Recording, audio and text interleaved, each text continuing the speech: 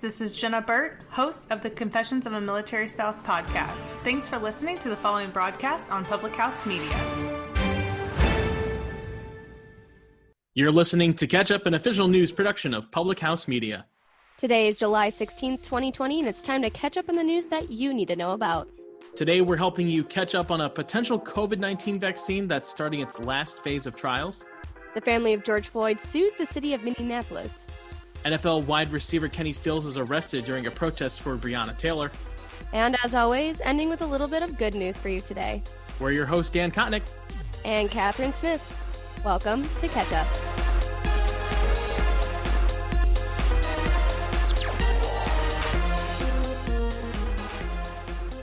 The final steps towards a promising potential vaccine for the COVID-19 virus is underway.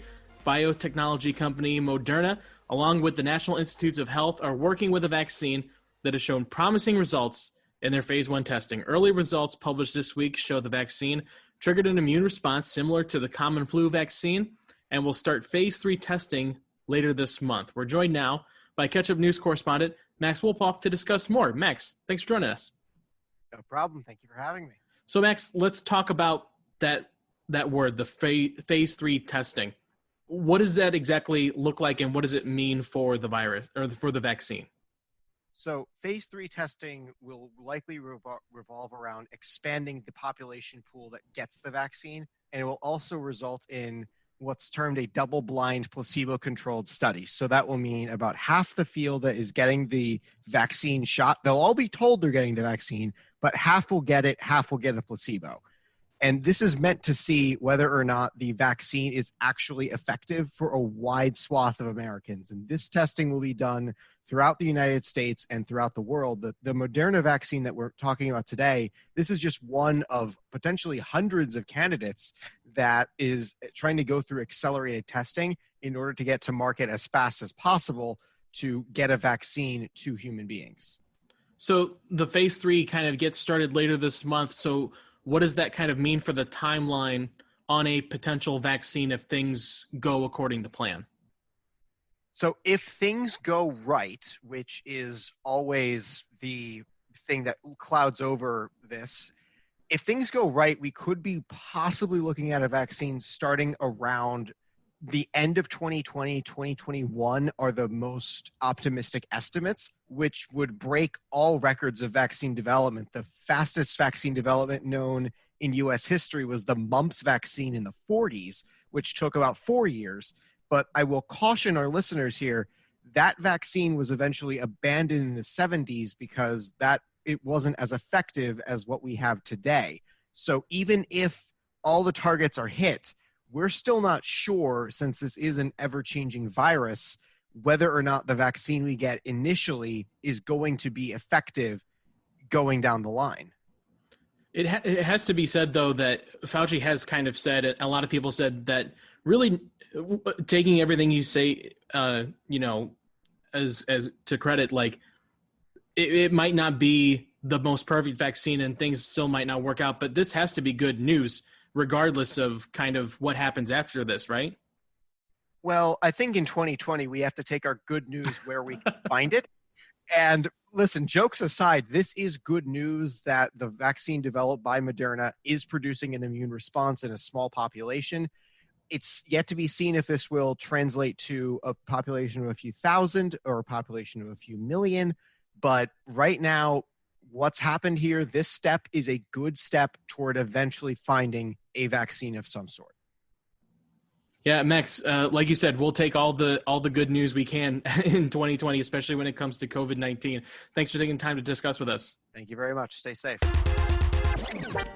Attorneys representing the family of George Floyd recently filed a civil lawsuit in federal court against the city of Minneapolis and the 4 police officers who were charged in the murder of George Floyd. Here to discuss more on this case is Catch-Up News correspondent John Lauder. Thank you so much for being here. Thanks for having me, guys. So to dive deep into this story, what can you tell us about the civil lawsuit, how it came about, and some early details of this possible case? Well, this really isn't surprising. Most situations like this, guys, a civil lawsuit ends up being part of the story. So this wasn't really a huge surprise. Obviously, all 4 of the officers have been charged but their trial's not until March 8th of 2021. So there's still a lot of time before that happens. There's no monetary value as part of the suit as of this moment.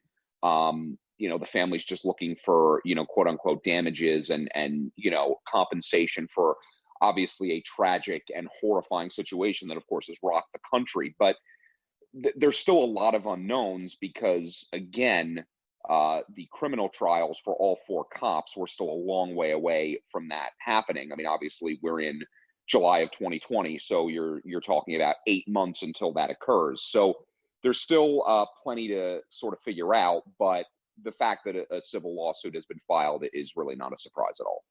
So do you think that we'll see more of these civil lawsuit cases, especially against municipalities in Minneapolis, or where other officers have been involved in these police brutality cases? Do you think that there's going to be more lawsuits as we continue to progress with Black Lives Matter movement? Absolutely. I think there's no question. This issue, which has been around for a very long time, is under the biggest microscope it's ever been under. So any situation like this that arises, not only will you see a criminal case, but a civil lawsuit will likely follow. I can't imagine that wouldn't be the case at this point. It's obviously a serious situation. And with the Black Lives Matter movement having the impact that it has currently here in 2020, this is just the beginning, I think, for civil lawsuits and things like that. If this situation arises again, which sadly it likely will, a civil lawsuit would likely follow. Well, thank you so much for those details, and hopefully that we can find some justice at the end of the day when it comes to these police brutality cases, and shedding more light in the Black Lives Matter movement. So thank you so much, John, for being here today. Guys, thanks so much for having me. I appreciate it. So as we mentioned, George Floyd, it's fitting that our next story revolves around Breonna Taylor. Her story has been in the news almost as much as George Floyd, hasn't it, Catherine? It definitely has, unfortunately, but especially on social media, a lot of people, both online and in real life, calling for the 4 police officers involved in her death to be arrested and, more importantly, charged. Yeah, for sure. And on Tuesday, around 87 people who marched and protested outside of the Kentucky Attorney General's home were arrested, and probably most notably out of that group was Houston Texans wide receiver Kenny Stills. Stills was charged with intimidating a participant in the legal process, which is a felony in Kentucky, and as well a misdemeanor for disorderly conduct and criminal trespass. Wow, that's absolutely crazy. So assuming that this wasn't like the protest marches we've been seeing, if charges like this are being brought out. Yeah, it definitely didn't feel like it. It was more of a sit-in. Like you've seen a lot of those other protests, their marches to a certain place and they kind of disperse, or they congregate in one area and it's a larger group. But this was more of like a sit-in at the home of the Kentucky Attorney General, Daniel Cameron. He's come under some scrutiny, of course, for some of his handling of the situation. And this demonstration involved members that were protesting by sitting in his front yard. They were chanting, holding signs, otherwise pretty peaceful. Police had asked them to leave. They refused. And ultimately that led to them and Stills being arrested and charged, as you would expect. Stills, in his case at least, was at least released from jail Wednesday morning. And he's someone who we've seen take action in previous times before, correct? Yeah, he's definitely someone that likes to speak his mind, not to the level that we've seen where he's being arrested, but still very vocal in his beliefs. When he was part of the Miami Dolphins, he was one of the players who knelt during the national anthem and even spoke out publicly against his owner's support of the Trump administration, and also his lack of support of what he felt was him and his teammates doing what they believed was right in their protest. And, then to bring it all back around, Stills even attended the funeral of George Floyd last month, and he's been an active member of protest in his name as well. So likely to see more of this from Kenny Stills, and you would probably imagine different athletes around the NFL and other major sports.